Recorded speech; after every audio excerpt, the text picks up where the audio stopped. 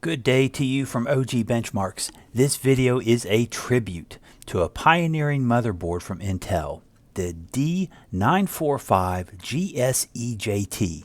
I would argue that this motherboard is the first thin mini-ITX board. Before talking about this interesting motherboard, I want to quickly mention Intel's thin mini-ITX standard. This really isn't a standard. It was a set of guidelines recommended by Intel way back in 2012. The guide described a very low profile form factor for a mini-ITX motherboard, hence the thin in thin mini-ITX. The distinguishing feature was the low profile arrangement of the rear I/O connections, which allows the use of a rear I/O shield that is only about 25 millimeters in height. A standard mini-ITX I/O shield is 45 millimeters tall. Intel proposed that this board design would be useful in mini PCs or all-in-one systems. While thin mini-ITX motherboards can still be found for modern CPUs, the form factor has seemingly peaked, in part because other small formats have stolen the spotlight and most AIO makers have gone with their own proprietary designs. I've made a separate video on thin mini-ITX. I'm not here to praise or condemn it. I'm just saying that back in 2012, Intel apparently thought the form factor had some potential. What I find interesting is that one of Intel's earlier products showed that the thin mini-ITX motherboard had been on their radar for a while. Here is that motherboard. This is the Intel D945GSEJT from early 2009. This motherboard is mini-ITX, 170 millimeters by 170 millimeters. It has an embedded CPU, the Atom N270, a single-core CPU. I would argue that embedded CPUs are anti-PC builder, but I'm going to give this motherboard and CPU a pass. The integrated GPU, actually integrated into the chipset, is the GMA950. So far, this motherboard seems completely unremarkable. It's a mini-ITX board from 2009. The cool feature, however, is the low profile of the rear I/O connections. This arrangement is consistent with the thin mini-ITX design, even though this board predates the thin mini-ITX guidelines by 3 years.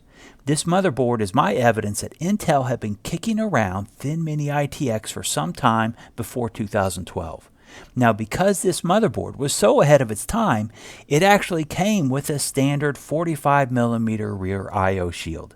I mean, it couldn't have a low profile 25 millimeter shield because there weren't any cases on the market that actually fit a 25 millimeter shield, as the thin mini-ITX guide had not yet been released. 45 millimeters was the only option. Regardless, in honor of this cool, forward-looking motherboard from Intel, I wanted to make a build around this motherboard and highlight its thin mini-ITX potential. Here is a top view of the motherboard on my kitchen table. How can we incorporate this into a thin build? Well, the board takes SODIMM RAM, DDR2, and it lays flat on the motherboard just like a laptop. The lay-flat RAM keeps vertical clearance to a minimum. All thin mini-ITX boards take SODIMM RAM sticks that lie flat against the board. The CPU and chipset are passively cooled. You can see these fin stacks over both. No CPU cooler certainly reduces vertical clearance.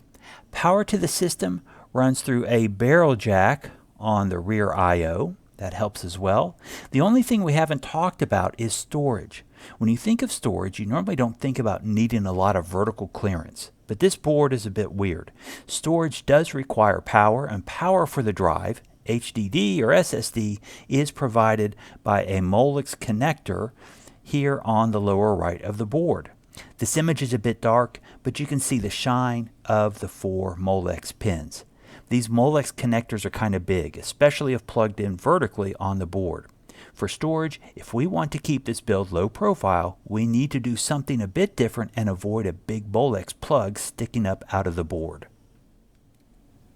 This is an excerpt from the Intel manual for this motherboard. The motherboard has an interesting USB storage drive option. The motherboard has a USB header, USB 2.0, and you can mount a daughter board with flash storage and a USB connector onto the board. This drive can even be a boot drive, so that's interesting. More importantly for me, this storage option will be very low profile and within the spirit of a thin mini-ITX build. This is the parts list for this build. As you can see, most of the parts are covered by the motherboard itself, which I picked up for $26.81 shipped. That motherboard included the motherboard, obviously, the embedded CPU, the GPU, part of the chipset, as well as a 2 gig stick of RAM. The included stick was DDR800. Because of the CPU and motherboard support limitations, the RAM will operate as DDR2 533. We did not need a CPU cooler. I already had a PSU, just a 60 watt 12 volt 5 amp adapter that was included in a bare bones kit that I picked up a while ago. These are available on eBay for under $10 all day long. The USB flash drive was not such a good deal at $24.67. I got an 8 gigabyte drive. These are all old stock as nobody makes these types of drives anymore. The case was $27.27 off AliExpress. That is a grand total of $78.75. Definitely not great. The price is okay, but performance will be terrible. I was pleased with the price of the motherboard.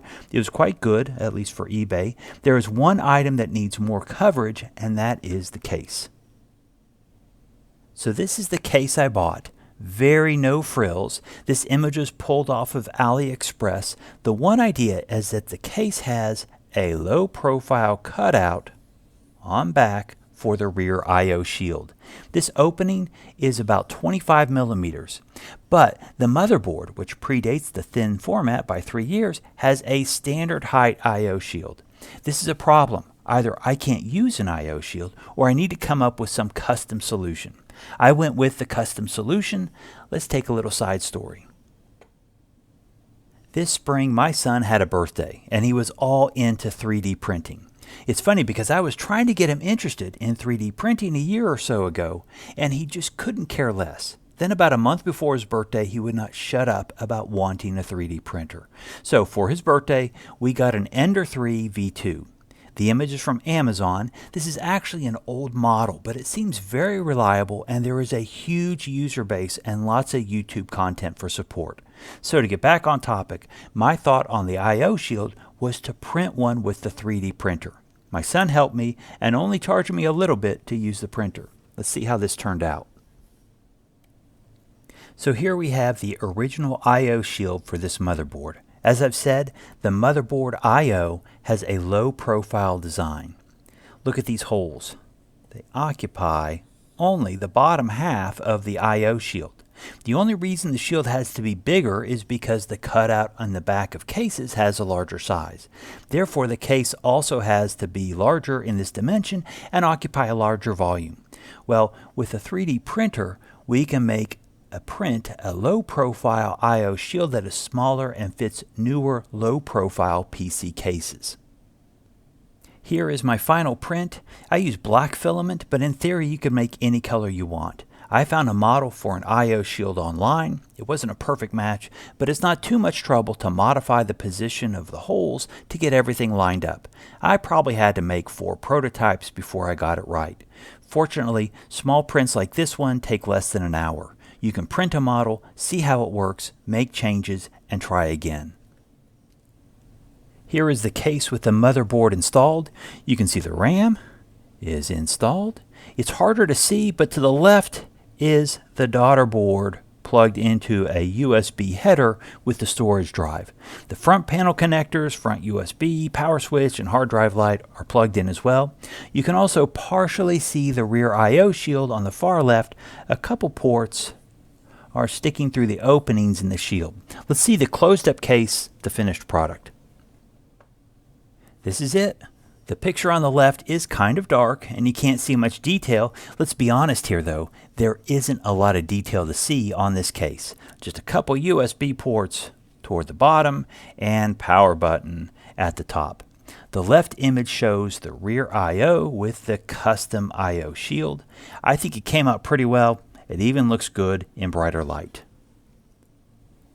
Look at this, the boot screen for this motherboard. Now this screen was not designed to be featured on YouTube over 10 years later, but it's a nice sight to see after building a PC from 10 to 12-year-old parts. Okay, now that this PC works, what can it do? Not much. We do have some limitations. The CPU can only handle a 32-bit OS. The USB storage drive is only 8 gigabytes. Finally, we're capped at 2 gigabytes of RAM. So Windows 10 is out of the question. I tried Android through Android x86, but I couldn't get it to boot. I suspect this system can run Android, so I was probably messing up the install. I tried a Chrome install with the Brunch framework, but that was a bust as well. In hindsight, this motherboard and CPU are older than Chrome and just about the same age as the earliest versions of Android. I'm not surprised it had trouble with those. In the end, I went with my old standby, Raspberry Pi OS for PC. I used the Debian Buster version, which is not the current one. When everything else fails, Pi OS for PC will load on almost anything. Now, I did have one big problem, Wi-Fi. I have an old Wi-Fi USB adapter that should work with old hardware like this, but at the time I couldn't find it. So while I could get an OS installed, not having internet access kind of puts a damper on the build. I feel that I need to talk about benchmarking in this system, but without internet access and with the OS being Linux-based, I'm a bit at a loss. All I really know to monitor are system power and temperatures. So on the left is my best estimate at the maximum power draw for this system. The chipset includes the GPU and pulls a whopping 6 watts. Everything else is less for a grand total of 13.5 watts. This is system power. Assuming the PSU is 80% efficient, then the max power reading from the wall should be around 17 watts. So how did the system perform? At idle, the system had a CPU temperature of 20 C, just about ambient, and drew 12 watts. And that number is from the wall. That's about 10 watts for the system at 80% efficiency. I didn't know how to put the system under load, but Raspberry Pi OS does include some games. I played Squirrel. Wall power went up to 19 watts with a CPU temp of 34 C. While playing Ink Spill, wall power was up about 16 watts and CPU temp was 40 C. I admit these numbers are benchmarks in only the loosest sense. One thing that did surprise me was the CPU temperature. In my experience, passive cooling is a disaster. For this system, passive cooling is just fine. Of course, having a 2.5 watt CPU probably helps. So what are my conclusions? This system, with the single-core, non-hyper-threaded Atom N270, is easily the weakest system I have built. This is also the only system I have built that can't handle a 64-bit OS. This is seriously outdated hardware, and that's saying a lot because I normally mess around with Sandy Bridge and Ivy Bridge systems. Of course, I didn't build this system because it has a strong CPU. I built it to see the first motherboard that can fit in a thin mini-ITX form factor. It totally works. You do need to work around the size of the stock I/O shield, but this motherboard definitely works as a thin mini-ITX system. To that end, 3D printing the I/O shield was very interesting, and I hope to do more with 3D printing in future videos. So in conclusion, hats off to the Intel D945GSEJT. It's lacking in performance, but it was regardless years ahead of its time. That's it. Thank you so much for watching. If you have experience with any of these low-power Atom CPUs, tell a story about it in the comments section. Please subscribe or like if you enjoyed the video. Take care.